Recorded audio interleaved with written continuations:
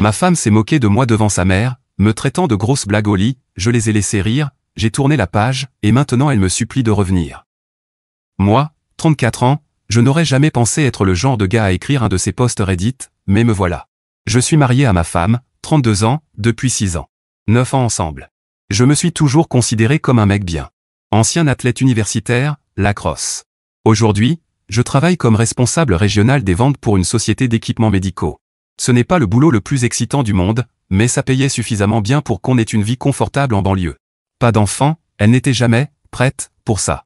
Juste nous deux et notre berger allemand, Max. Avec le recul, les signes étaient tous là.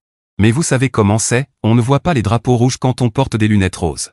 Elle venait d'une famille aisée, pas moi. Elle avait un master, moi de l'expérience professionnelle. Elle avait des opinions tranchées sur tout, et moi, eh bien, je voulais juste une vie paisible. Cette dynamique s'est installée tôt, mais je ne l'ai jamais vue comme un problème. Le mariage, c'est des compromis, me disais-je. Sauf que, d'une manière ou d'une autre, c'était toujours moi qui faisais les compromis. Sur le papier, on avait une vie correcte, belle maison dans un bon quartier, 2 voitures dans le garage, vacances 2 fois par an, toujours dans des endroits qu'elle choisissait. Le sexe était devenu moins fréquent avec les années, mais je pensais que c'était normal. Quand ça arrivait, c'était mécanique, comme si elle cochait une case sur sa liste de choses à faire. J'avais essayé d'en parler quelques fois, mais elle se mettait sur la défensive ou disait que j'étais trop en manque. Alors, à la fin, j'ai arrêté d'en parler. C'était un vendredi soir chez mes beaux-parents, un de ces dîners mensuels obligatoires auxquels ma femme tenait absolument. Son père, 65 ans, est un type bien, ancien militaire, toujours respectueux avec moi. C'est lui qui m'a appris à fumer la viande comme il faut. On parlait sport ou politique pendant que ma femme et sa mère faisaient leur truc. Mais sa mère, 62 ans, un véritable cauchemar. Le genre de femme qui critique tout, la façon dont vous tenez votre fourchette, la manière dont vous vous garez. Rien n'était jamais assez bien pour elle. J'aurais dû comprendre dès le départ comment ma femme finirait par devenir. Ce soir-là semblait comme les autres. On avait fini un dîner chic, du saumon, plat que sa mère avait passé tout le repas à vanter de façon arrogante. Mon beau-père avait proposé de regarder le match, mais ma belle-mère avait balayé l'idée d'un seul regard. Alors, au lieu de ça, on s'est tous retrouvés dans le salon à discuter de voisins que je ne connaissais pas et de personnes de l'enfance de ma femme dont je me fichais éperdument. Je suis juste allé chercher un soda dans la cuisine quand je les ai entendus parler, juste derrière le coin du mur. Elle croyait clairement que j'étais encore dans le salon avec mon beau-père, qui avait son appareil auditif baissé de toute façon. C'est vraiment une blague au lit, maman. Je te jure que je dois toujours simuler. Puis, les rires. Pas n'importe quel rire, ce genre de rire qui vous retourne l'estomac. Celui de sa mère, sec et tranchant, comme si elle partageait une blague privée à mes dépens. Je suis resté figé, la porte du frigo à moitié ouverte, mon soda oublié. Au moins, tu as épousé quelqu'un qui a un bon boulot. C'est déjà plus que ce que la plupart des femmes ont, dit sa mère sur un ton condescendant qui m'a glacé le sang. Ton père n'était pas exactement un étalon non plus, mais il pourvoyait. C'est ça qui compte sur le long terme. Ouais, je suppose. J'aimerais juste ne pas devoir fermer les yeux et penser à Chris Hemsworth à chaque fois. Encore des rires. C'est comme s'il ne savait pas du tout ce qu'il faisait là-dessous. J'ai essayé de lui donner des indices, mais il est complètement à côté. Je suis resté là, attrapant enfin mon soda avec une main soudain engourdie, totalement figée. Tout autour de moi semblait s'effacer sous le poids de ses mots. Ma poigne s'est resserrée sur la bouteille glacée, mais je n'ai pas bougé d'un millimètre, de peur qu'elle réalise que j'étais juste derrière le mur. Tu as essayé de lui dire directement, demanda sa mère, même si son ton montrait qu'elle connaissait déjà la réponse. Surtout pas. Tu sais à quel point l'ego masculin est fragile. Il ferait la tête pendant des semaines. C'est plus simple de juste expédier ça et passer à ma journée. J'aurais dû débarquer dans la pièce. J'aurais dû la confronter sur le champ. Mais quelque chose en moi savait que ce n'était pas juste une dispute à lancer. C'était plus grave. C'était le genre de moment qui change tout dans un couple. Celui dont on ne revient pas. Alors, j'ai juste écouté, le cœur remplacé par un bloc de glace. Les hommes sont des créatures simples, chérie. Tant que tu gardes leur routine et que tu leur lances un os de temps en temps, ils ne poseront jamais de questions. Ton père mange le même petit déjeuner depuis 40 ans, et il est heureux. Un autre rire. Un autre haut le cœur. C'est vrai. Et il est utile pour certaines choses. Il répare tout à la maison sans se plaindre, et il a eu cette promotion l'année dernière. L'argent, c'est bien. Tu vois? Concentre-toi sur le positif. Aucun mariage n'est parfait. Je me suis retiré sans bruit, suis allé dans la salle de bain et j'ai verrouillé la porte. J'ai fixé mon reflet dans le miroir. Mon visage, impassible. Ma tête, en ébullition. 6 ans de mariage. 9 ans ensemble. Et voilà ce qu'elle pensait vraiment de moi. Pas juste que je n'étais pas bon au lit, ce qui, soyons honnêtes, blesse n'importe quel ego, mais surtout la manière désinvolte dont elle me réduisait comme personne. Comme si je n'étais qu'un animal domestique bien dressé qu'elle avait choisi par défaut. Et sa mère lui enseignait comment me gérer, plutôt que me respecter. Je me suis passé de l'eau froide sur le visage, je l'ai essuyé et j'ai pris une décision. Je ne la confronterai pas. Pas ce soir. Ce soir, j'allais observer. Vraiment observer. Et voir mon mariage tel qu'il était réellement, pas comme je faisais semblant de le voir. Je suis retourné au salon avec un sourire figé, qui n'atteignait pas mes yeux. Personne n'a rien remarqué. Ma femme et sa mère sont revenues quelques minutes plus tard, riant d'autre chose. Je me suis assis là, sirotant mon soda, la regardant vraiment, peut-être pour la première fois depuis des années. Objectivement, ma femme était belle. Ça n'avait pas changé. Longs cheveux bruns, yeux verts, silhouette qui attirait les regards.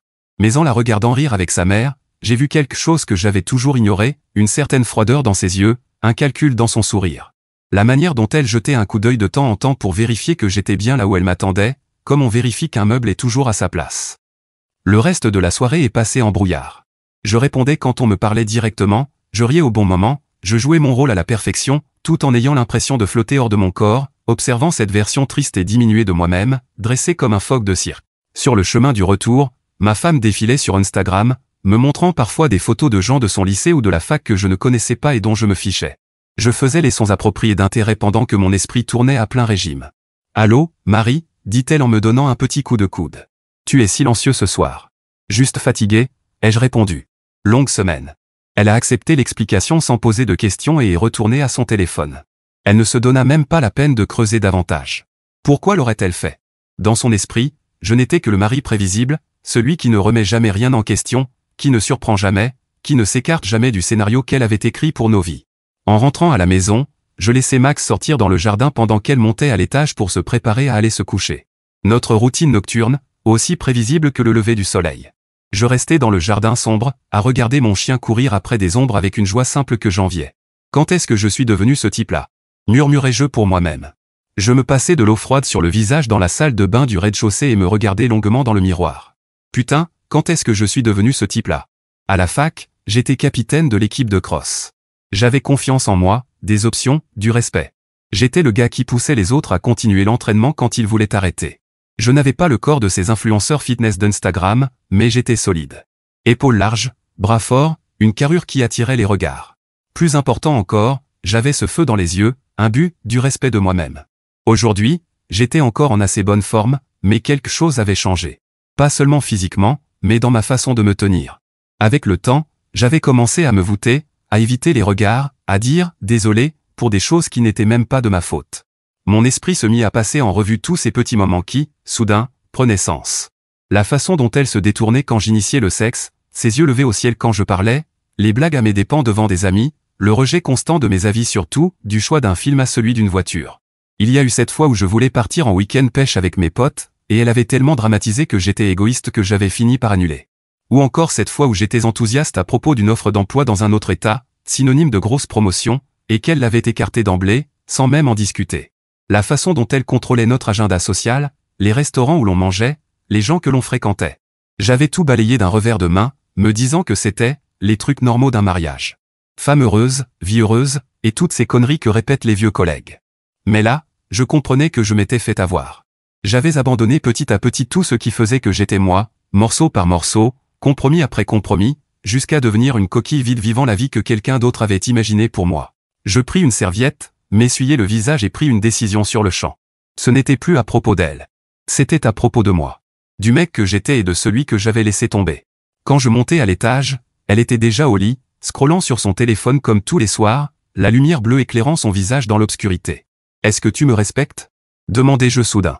Elle leva les yeux, surprise, pas coupable, pas inquiète, juste étonnée que je m'écarte du scénario. « Quoi ? Bien sûr que oui. C'est quoi cette question ?» Il n'y avait aucune conviction dans sa voix. Aucun poids derrière les mots. C'était automatique, expédié, comme si elle cochait une case sur un formulaire. « Pourquoi tu demandes ça ?» ajouta-t-elle, déjà en train de replonger les yeux sur son écran. « Comme ça, répondis-je doucement. » Elle émit un petit « distrait, déjà absorbé par ce qu'elle regardait. Conversation oubliée. Je restai là un instant à l'observer, puis partis prendre une douche. Sous l'eau chaude, je ressentis quelque chose que je n'avais pas ressenti depuis des années, de la colère. Pas l'irritation passagère qui existe dans tout couple, mais une colère profonde, juste. Contre elle, oui, mais surtout contre moi-même pour avoir laissé tout cela arriver, pour être devenu quelqu'un que je ne reconnaissais plus, encore moins que je respectais. Cette nuit-là, Je restais éveillé pendant qu'elle dormait profondément à mes côtés. Je pensais à toutes ces années passées à essayer d'être le mari parfait, aux promotions que j'avais cherchées pour lui offrir la vie qu'elle voulait, à la façon dont j'avais abandonné peu à peu mes loisirs, le VTT, les soirées poker avec les potes, même mes matchs de basket hebdomadaires, parce qu'elle avait toujours quelque chose de plus important pour moi à faire. J'étais devenu l'ombre de moi-même, un putain de paillasson. Et pourquoi? Pour quelqu'un qui se moquait de moi derrière mon dos? Pour quelqu'un qui ne me voyait que comme un fournisseur, un outil, une blague? Non. À partir de demain, ça allait changer. Je ne savais pas encore ce que ça signifiait pour notre mariage, mais je savais ce que ça signifiait pour moi. J'allais retrouver l'homme que j'étais, celui qui avait du respect pour lui-même, celui qui méritait le respect. Le lendemain matin, je me levais tôt et allais à la salle de sport pour la première fois depuis des mois. Je me poussais plus fort que je ne l'avais fait depuis des années, ressentant la brûlure familière dans mes muscles, la sueur qui coulait sur moi. C'était bon. C'était juste. Comme si je reprenais une part essentielle de moi que j'avais laissé filer. Mike, le gars de l'accueil, eut un mouvement de surprise en me voyant. Merde, mec, je croyais que t'avais résilié ton abonnement. Juste occupé, répondis-je en m'essuyant le visage. Mais plus maintenant. Après la salle, je passais dans ce petit dîner que j'adorais avant que ma femme ne le juge, trop gras, et ne nous interdise d'y aller. Je commandais le plus gros petit déjeuner de la carte et savourais chaque bouchée. De simples plaisirs que je m'étais refusé trop longtemps. En rentrant, elle était dans la cuisine, téléphone à la main, remuant distraitement son café. « T'étais où » demanda-t-elle sans lever les yeux. « Dehors » répondis-je en attrapant un shake protéiné dans le frigo. Ça attira son attention. Je ne donnais jamais de réponse aussi courte. J'étais toujours celui qui me lançait dans de longues phrases pour garder un lien, combler les silences avec un bavardage nerveux. « Dehors où » J'haussai les épaules. « Juste dehors. » Ses yeux se plissèrent légèrement, mais elle n'insista pas. Je voyais les rouages tourner dans sa tête, cherchant à comprendre ce qui avait changé. « Tu pues la sueur » dit-elle en grimaçant. « Tu vas te doucher » « Ouais » répondis-je en montant à l'étage sans un mot de plus. C'était le début. Des petits pas au départ, mais significatifs. Je commençais à récupérer des morceaux de ma vie, un jour à la fois. J'appelais Ryan, un pote de fac que je n'avais pas eu au téléphone depuis plus d'1 an.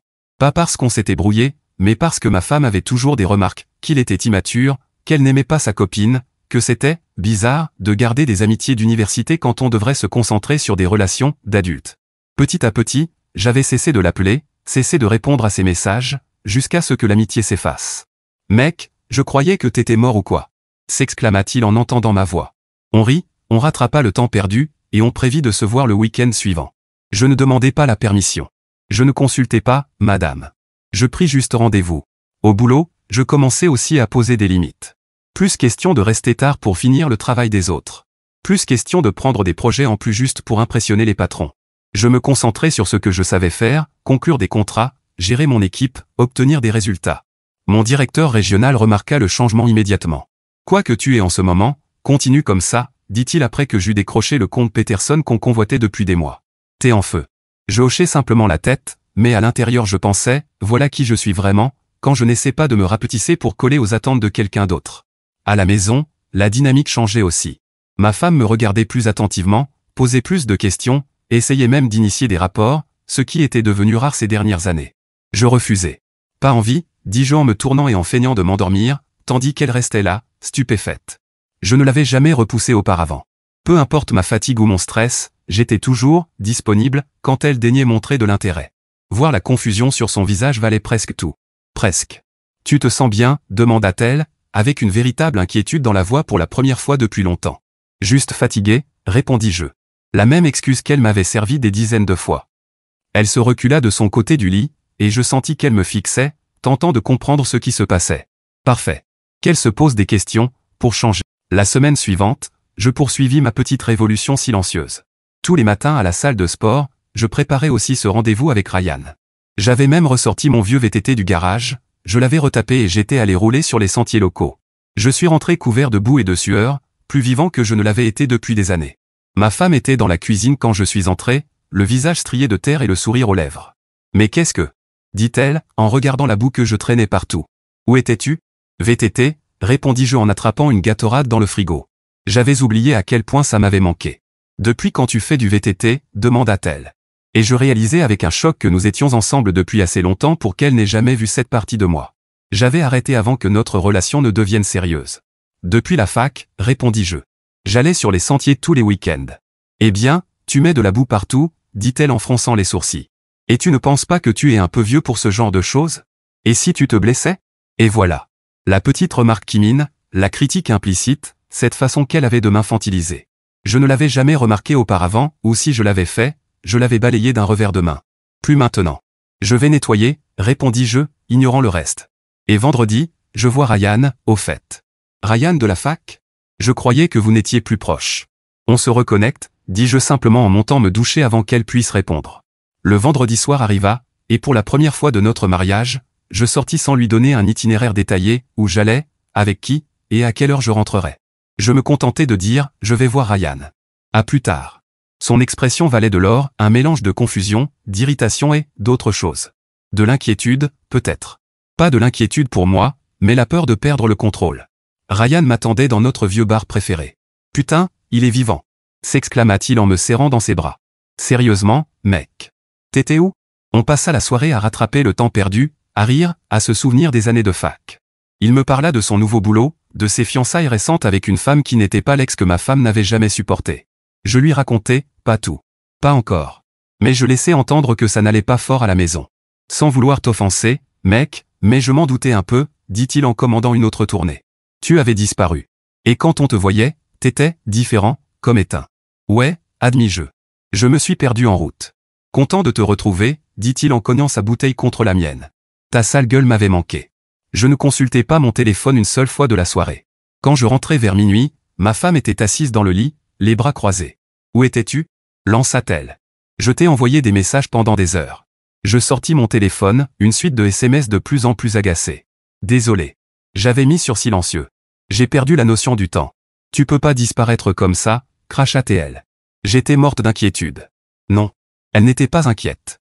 Elle était furieuse que je ne sois pas là où elle voulait que je sois, en train de faire ce qu'elle voulait que je fasse. Ce n'est pas la même chose. Je t'avais dit que je voyais Ryan, répondis-je calmement en me déshabillant. On avait du temps à rattraper. Jusqu'à minuit? Qu'est-ce que vous avez bien pu vous dire pendant tout ce temps? Je marquai une pause et la regardai droit dans les yeux. La vie, l'amitié, tu sais, les choses normales dont parlent deux amis qui ne se sont pas vus depuis plus d'un an. Elle cligna des yeux, déstabilisée par mon regard direct, par l'absence d'excuses dans ma voix. Eh bien, c'était pas très prévenant, marmonna-t-elle, mais une partie de sa colère avait disparu. C'est noté, répondis-je, allant me brosser les dents. Quand je revins, elle était toujours assise, m'observant avec une drôle d'expression. Qu'est-ce qui t'arrive en ce moment? Demanda-t-elle d'une voix plus douce, presque vulnérable. Tu es différent. Un instant, j'envisageais de tout lui dire, ce que j'avais entendu, ce que ça m'avait fait, comment ça m'avait forcé à réévaluer toute notre relation. Mais quelque chose me retint. Il était trop tard pour ce genre d'honnêteté. Ce pont avait brûlé avant même que je réalise qu'il était en feu. Je fais juste quelques changements, répondis-je. Rien de majeur. Elle m'étudia un instant, puis hocha lentement la tête, comme si elle acceptait ma réponse, même si elle n'y croyait pas vraiment. Je me couchai, éteignis ma lampe et fermai les yeux, feignant la fatigue, même si mon esprit bouillonnait. Je la sentis me regarder dans l'obscurité longtemps avant qu'elle ne se tourne enfin. 2 semaines plus tard, elle commençait à paniquer. Je le sentais. Elle avait l'habitude de tout contrôler, de savoir exactement ce que je pensais et faisais. Maintenant, elle n'en avait plus la moindre idée, et ça la rendait folle. Elle se mit à faire plus d'efforts, préparer mes plats préférés, remettre la lingerie qui dormait depuis des années dans un tiroir, me demander comment s'était passée ma journée et semblait vraiment écouter. Trop peu, trop tard. Je continuais à reprendre ma vie morceau par morceau. J'appelais d'autres amis de la fac et organisais une soirée poker chez Ryan. Je me remis au sport non seulement le matin, mais aussi après le travail. Je repris les arts martiaux, une passion de mes 20 ans abandonnée quand elle s'était plainte que ça me prenait trop de temps. Plus je retrouvais mes anciennes passions, plus je me souvenais de qui j'étais. Et plus je me souvenais, plus j'étais en colère de ce que j'étais devenu. Ce n'était plus seulement à propos d'elle. C'était à propos de moi, de l'érosion lente de mon identité à laquelle je n'avais pas seulement consenti, mais activement participé, de toutes ces petites concessions qui m'avaient mené là. Je commençais à remarquer d'autres choses aussi. La façon dont elle vérifiait mon téléphone quand j'étais sous la douche. La façon dont elle m'interrogeait sur ma journée, à la recherche d'incohérences. La façon dont elle essayait de gérer mes nouvelles activités, suggérant que j'en faisais peut-être trop à la salle, qu'une sortie par semaine avec des amis, c'était suffisant, que je devrais peut-être me concentrer sur ma carrière plutôt que sur des distractions. Des tactiques de contrôle classiques que je n'avais jamais vues auparavant. Un soir, après un excellent entraînement où j'avais enfin retrouvé mon timing au sac de frappe, je rentrai pour la trouver assise sur le canapé, bras croisés. « Tu as une liaison ?» demanda-t-elle dès que j'entrai. Je ris franchement. L'idée était absurde. Je retrouvais mon respect de moi-même, pas quelqu'un d'autre pour me valider. Non, répondis-je en posant mon sac. Alors qu'est-ce qui t'arrive? Tu n'es jamais à la maison.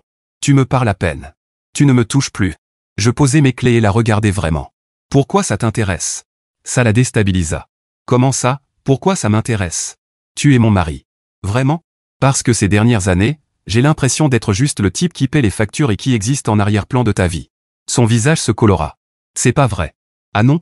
Quand as-tu demandé pour la dernière fois comment s'était passée ma journée en te souciant vraiment de la réponse? Quand as-tu montré de l'intérêt pour quelque chose qui me passionne? Quand as-tu cessé de me traiter comme un meuble pour me respecter comme un homme? Elle voulut répondre, puis se tut. Pour une fois, elle n'avait pas de réplique, pas de moyen de retourner la situation contre moi. J'ai une réunion tard demain, dis-je en passant devant elle vers la douche. Ne m'attends pas. Bien sûr, il n'y avait pas de réunion.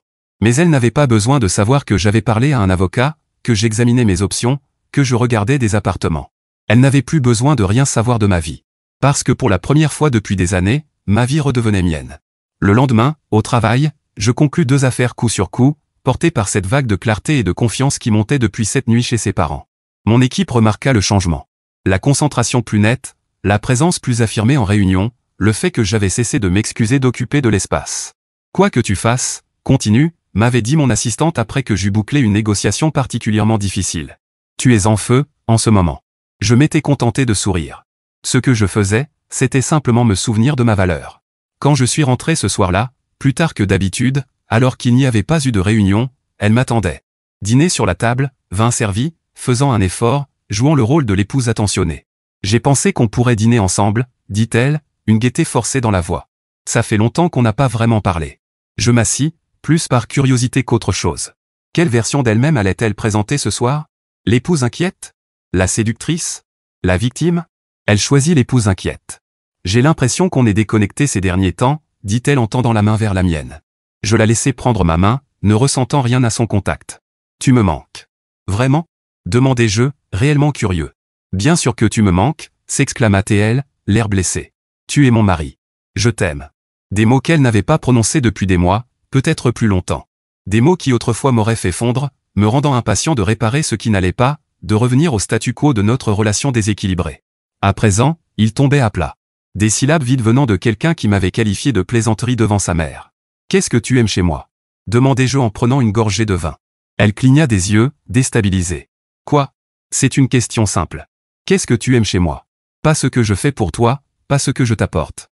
Qu'est-ce que tu aimes chez moi en tant que personne? Elle bafouilla quelque chose sur le fait que j'étais gentil, que j'étais un bon pourvoyeur. Voilà. Que j'étais drôle parfois. Des compliments génériques qui auraient pu s'appliquer à n'importe qui. Rien de spécifique, rien de sincère, rien qui montre qu'elle me voyait comme un individu plutôt que comme un rôle. Je hochai la tête, terminai mon dîner et m'excusai. Merci d'avoir cuisiné. J'ai du travail à rattraper. Et c'était tout. Pas de confrontation dramatique. Pas de larmes. Pas de réconciliation. Juste la confirmation silencieuse de ce que je savais déjà. Elle ne m'aimait pas. Elle aimait l'idée de moi, le rôle que je jouais dans sa vie, le confort et la stabilité que je lui apportais, mais pas moi. Le lendemain, je signai le bail d'un appartement à l'autre bout de la ville. Un mois après cette soirée chez ses parents, j'avais trouvé un appartement, consulté un avocat et transféré un peu d'argent sur un compte séparé. Pas tout. Juste assez pour subvenir à mes besoins pendant que les choses se réglaient. Je ne cherchais pas à la léser financièrement. Je ne voulais simplement pas être laissé vulnérable. Je revenais d'une séance de sport en soirée quand je la trouvai assise dans le salon plongée dans l'obscurité. Tu n'étais pas à une réunion jeudi dernier, dit-elle sèchement. J'ai appelé ton bureau. Je posai mes clés calmement. Non. Donc tu me trompes. Je t'ai déjà dit que non. Alors où étais-tu? Je m'assis en face d'elle, étrangement calme, comme si j'assistais à la scène depuis l'extérieur. Je visitais des appartements. La couleur quitta son visage. Quoi? Je déménage. Elle me fixa comme si je m'étais mis à parler une langue étrangère. Tu n'es pas sérieux. Je n'ai jamais été aussi sérieux de ma vie. À cause de quoi? Parce que je t'ai demandé où tu étais. Parce que j'attends que mon mari rentre le soir? Je me penchai, coude sur les genoux. Non. Parce que je t'ai entendu. Elle cligna des yeux, confuse. M'avoir entendu quoi? Ce soir-là chez ta mère. Il y a environ un mois. J'ai entendu ce que tu as dit de moi. La reconnaissance passa dans ses yeux, vite suivie par la panique. Je ne sais pas de quoi c'est une blague au lit, maman. Je te jure, je dois toujours faire semblant. Ça te dit quelque chose? Sa bouche s'ouvrit puis se referma. Et puis cette histoire de fermer les yeux et de penser à Chris Hemsworth, si je ne me trompe pas. Elle déglutit. Tu n'étais pas censé entendre ça. Je ris franchement. Clairement, mais je l'ai entendu. Et tu sais le plus drôle? Ce n'est même pas ce que tu as dit qui m'a décidé. C'est la façon dont tu l'as dit. Comme si c'était quelque chose que tu avais déjà dit 100 fois. Comme si te moquer de moi derrière mon dos faisait partie intégrante de ta relation avec ta mère. Ce n'était pas comme ça. C'était exactement comme ça. Et ça m'a fait comprendre quelque chose, tu ne me respectes pas. Tu ne m'as probablement jamais respecté, et j'ai passé des années à essayer de gagner le respect de quelqu'un qui ne me l'aurait jamais donné. C'est ma faute, mais maintenant, c'est fini. Elle pleurait, des larmes coulant sur ses joues. Mais je ne ressentais rien. Ni satisfaction, ni culpabilité, ni colère, juste la paix. Tu ne peux pas jeter notre mariage à cause d'un seul commentaire, dit-elle en sanglotant. Ce n'était pas un seul commentaire. C'était des années de commentaires, des années de regards exaspérés, des années de mépris. Ce commentaire-là m'a juste aidé à voir clair. Ça a été le signal d'alarme dont j'avais besoin pour reconnaître enfin le schéma. Je me levai. J'ai signé un bail de 6 mois pour un appartement. C'est payé jusqu'au mois prochain. Je dormirai dans la chambre d'amis jusqu'à ce que je parte ce week-end. Ce week-end? Souffla-t-elle. Oui. En passant devant elle pour rejoindre la chambre d'amis, elle m'attrapa le bras. S'il te plaît, dit-elle, le mascara coulant sur ses joues. On peut arranger ça. On peut aller en thérapie. Je peux changer. L'espace d'un instant, je ressentis une pointe de quelque chose. Pas du regret, mais une forme de tristesse pour ce qui aurait pu être. Puis je me souvins de son rire, du rire de sa mère, et ce sentiment passa. Je ne veux plus réparer ça, dis-je en retirant doucement sa main. Je veux me réparer moi. Qu'est-ce que ça veut dire, demanda-t-elle d'une voix faible. Ça veut dire que je me suis laissé devenir quelqu'un que je ne reconnais pas, que je ne respecte pas, tout ça pour faire fonctionner ce mariage. Mais un mariage ne devrait pas m'obliger à m'effacer. Un partenariat devrait élever les deux personnes, pas en diminuer une pour le bénéfice de l'autre. Je ne t'ai jamais demandé de changer, protesta-t-elle faiblement. Vraiment? À chaque fois que tu levais les yeux au ciel quand je parlais de quelque chose qui me tenait à cœur, à chaque fois que tu faisais des projets sans me consulter, à chaque fois que tu rejetais mon opinion ou que tu me rabaissais devant d'autres, c'était autant de façons de me dire que je n'étais pas assez bien tel que j'étais. Elle sanglotait de plus belle. Je ne le pensais pas comme ça. Je ne savais pas que tu ressentais ça. C'est bien ça, le problème, répondis-je calmement. Tu n'as jamais pris la peine de savoir ce que je ressentais, parce que tu t'en fichais. Les 2 jours suivants furent éprouvants. Elle oscillait entre colère, larmes, et tentative désespérée de me convaincre de rester. Elle évoquait notre histoire, nos bons moments, toutes les raisons pour lesquelles nous étions faits l'un pour l'autre. Elle promettait de changer, d'aller en thérapie, d'être une meilleure épouse. Mais plus elle parlait, plus je réalisais une chose, pas une seule fois elle ne s'excusa réellement pour ce qu'elle avait dit. Pas une seule fois elle ne reconnut à quel point elle m'avait blessé. Tout tournait autour de sa peur de me perdre, pas de ma douleur. Et c'est ça, plus que tout, qui me convainquit que je faisais le bon choix. Le jour du déménagement arriva vite. Je ne pris pas grand-chose. Juste mes vêtements, mes affaires personnelles, quelques meubles qui m'appartenaient avant le mariage. Je reviendrai pour le reste une fois installé. Max fut la partie la plus difficile. J'aimais ce chien comme un enfant, mais l'appartement que j'avais trouvé n'acceptait pas les animaux. Et je savais que je n'étais pas en position de m'en occuper correctement en reconstruisant ma vie. Alors je le laissais avec elle, avec l'accord de pouvoir lui rendre visite régulièrement. Lui dire au revoir, voir son air confus pendant que je faisais mes cartons, me brisa presque plus que de quitter ma femme. Elle ne pleura pas quand je partis. Elle resta dans l'embrasure de la porte, les bras croisés, une expression figée. De la fierté ou du choc, je ne saurais dire. Peut-être les deux. Alors c'est tout, demanda-t-elle alors que je chargeais le dernier carton dans mon SUV. 9 ans ensemble, et tu t'en vas comme ça? Je m'arrêtai, regardais la maison que nous avions partagée. Je réalisais qu'elle ne m'avait jamais vraiment appartenu. Toujours son goût, sa déco, ses règles. Je suis parti depuis longtemps, dis-je finalement. Je ne m'en rendais juste pas compte jusqu'à maintenant. Elle ne répondit pas. Elle regarda simplement tandis que je montais dans ma voiture et m'éloignais. Max aboyait à la fenêtre comme s'il comprenait qu'un moment important se jouait. Mon appartement n'avait rien de spécial, une pièce dans un quartier correct, à une 20aine de minutes du travail, mais il était à moi. Pas de coussin rose, pas de bougies parfumées, pas de pancartes décoratives avec des citations inspirantes génériques. Juste des lignes épurées, des meubles confortables, et de l'espace pour respirer. Le premier soir seul, je commandai une pizza et m'assis sur mon nouveau canapé. Personne pour me demander ce que je faisais. Personne pour soupirer bruyamment parce que je voulais regarder un match. Personne ne me faisait sentir que je devais justifier mon existence. C'était foutrement glorieux. La première semaine a été un ajustement, bien sûr.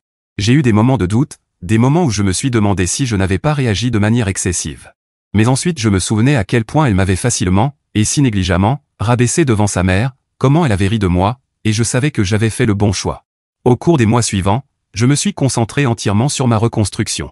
J'ai suivi une routine régulière à la salle de sport, perdu 7 kilos de graisse, et commencé à reprendre du muscle. J'ai obtenu une promotion au travail après avoir décroché 3 gros contrats d'affilée. J'ai commencé à sortir de manière occasionnelle. Rien de sérieux. Juste redécouvrir ce que ça faisait de parler à des femmes réellement intéressées par ce que j'avais à dire.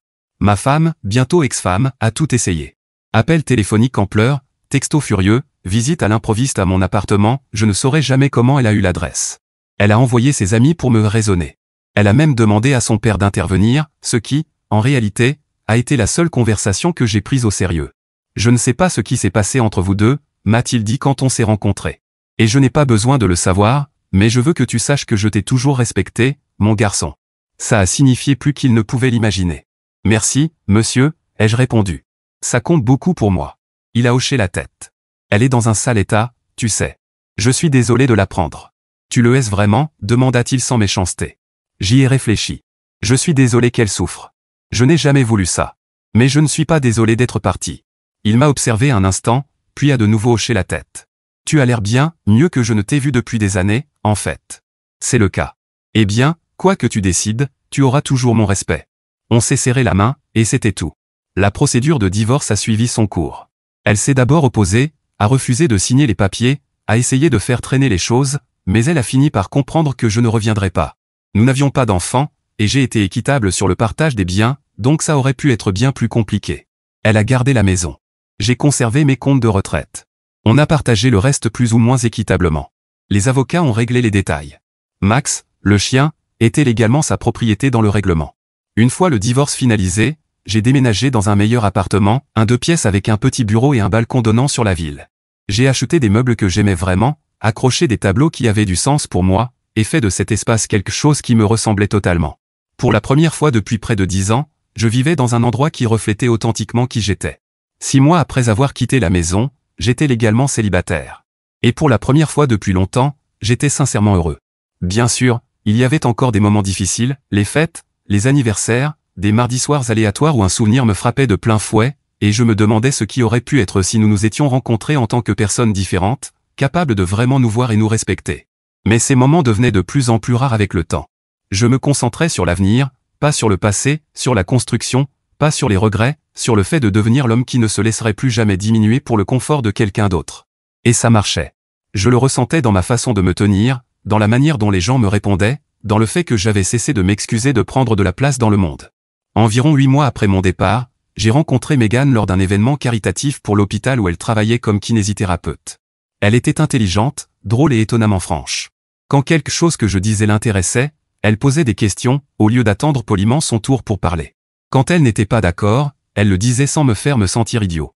Elle avait ses propres opinions, sa propre vie, ses propres passions, mais elle ne s'en servait pas comme d'arme pour diminuer les miennes. Nous avons commencé à sortir ensemble de manière occasionnelle, puis plus sérieusement. J'ai été honnête sur mon divorce récent, sur le travail que je faisais encore sur moi-même. Elle a apprécié la franchise et m'a laissé de l'espace quand j'en avais besoin, de la proximité quand je n'en avais pas. Pour la première fois, j'étais dans une relation qui ressemblait à un véritable partenariat, pas à une performance ou à un rapport de force. Tu sais ce que j'aime chez toi ? M'a-t-elle dit un soir alors que nous préparions le dîner chez moi. Tu es tellement à l'aise avec toi-même, tellement posé.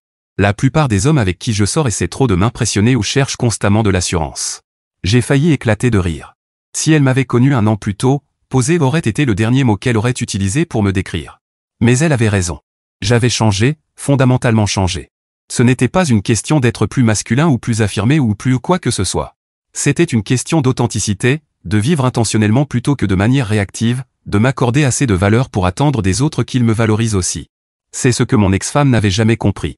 Le respect n'est pas quelque chose qu'on exige. C'est quelque chose qu'on incarne, à la fois dans la manière dont on traite les autres et dans ce qu'on accepte d'eux. Et cette prise de conscience, plus encore que l'appartement, la promotion ou la transformation physique, était la véritable victoire.